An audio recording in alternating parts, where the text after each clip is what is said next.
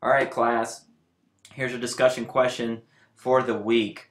Basically, if you haven't read John Piper's sermon excerpt, it's a short little sermon excerpt from the book of Ephesians, then you're going to need to do that before you answer this question, because Pastor Piper is preaching a very a clear position on the scriptures, and I want you to think through these issues that he's presenting. Number one, this is the quote I want you to, the portion that I want you to really picture in. I think he gets really clear on what he's saying here. He says this, and the whole picture here is not that we move into these blessings on separate parallel tracks apart from Israel, them without Jesus, and us with Jesus, but that we move into them together on one track through one Savior, one cross, one body, one new man, one Spirit to one Father. The picture here is that the true Israel becomes the church of Christ, and the church of Christ emerges as the true Israel. And what unites the new people is Jesus, that they are people of Jesus, not Jew, nor Greek, nor slave and free, not male and female, not barbarian or Scythian, free, but Christ is all in all. Okay, so he's working through Ephesians there, I think chapter 2, and expositing it.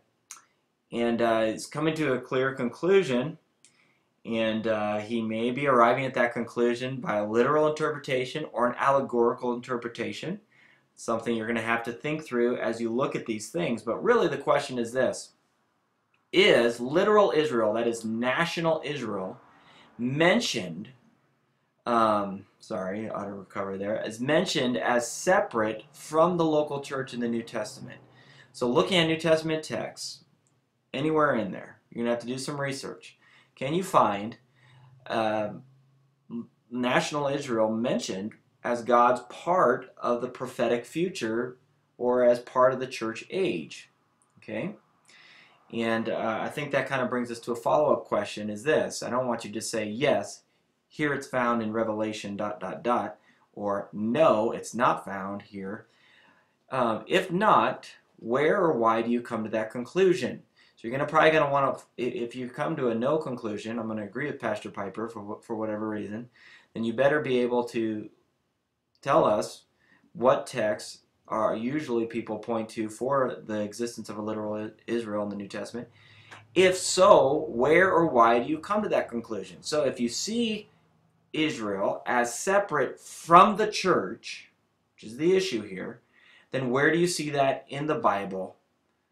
Okay, if you don't see Israel separate from the church, how do you interpret the verses that paint Israel as a separate entity? How are you thinking through those things? I don't expect you to be an exegete expert here or anything like that. I just want you to think through these basic issues and to give a concise answer to those questions. All right, so let's have fun and let's see what we can learn through this exercise.